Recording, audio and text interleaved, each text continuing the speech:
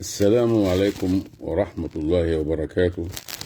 أحبائي وإخواني، معكم المستشار أحمد عبد ماهر، المحامي بالنقد والباحث الإسلامي، في بث جديد حول الغيرة على الدين. هل حضرتك بتغير على دينك ولا ما بتغيرش على دينك؟ ربنا سبحانه وتعالى بيتكلم في القرآن وبيقول: والمحصنات من النساء إلا ما ملكت أيمانكم. هذه الآية هي الآية رقم 24 من سورة النساء. فسرها وحققها السيد البخاري والسيد الإمام مسلم، والاثنين أئمة مسلمين. بيقولوا إيه بقى؟ بيقولوا إن هذه الآية نزلت في أسرى أوطاس، حتة اسمها أوطاس، حينما وقع في الأسر بعض السبايا من النساء في أوطاس. فالبخاري بقى ومسلم أباحوا أو يعني بينقلوا عن الرسول عليه الصلاة والسلام أنه أباح، يعني يقولون، وأنا أقول إنه كاذب وزور ولا يمكن يحصل ده، إنه الرسول أباح إنه الصحابة يطأوا النساء السبايا بعد استيفاء عدتهن من أزواجهن. هل هذا يعني إسلام؟ هل هذه أخلاق المسلمين؟ هل عايزين احنا نعمل كده؟ يعني أنا مثلا كنت مقاتل زي ما انتم عارفين، يعني هل لو دخلت أو لو دخل علينا اليهود الأنطرة شرق والأنطرة غرب وكده يعملوا فينا في نسائنا كده؟ هل هو ده الإسلام يعني؟ وكمان مش كده وبس، يجي كمان السلسلة الصحيحة السيد الألباني اللي يعني ملء السمع والبصر والدنيا كلها، ويصحح تلك الأحاديث المعتوهة اللي بيقولوا إن الرسول زورا وبهتانا على سيدنا الحبيب المصطفى صلى الله عليه وسلم قال له كده: وإنك لعلى خلق عظيم.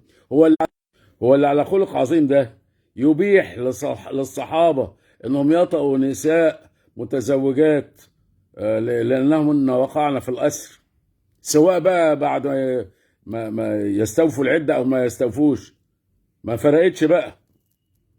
هل هذه أخلاقيات؟ هل هو ده الجهاد في سبيل الله؟ ولا ده جهاد النكاح؟ ولا ده إيه بالظبط؟ يعني مش نتقي الله شوية؟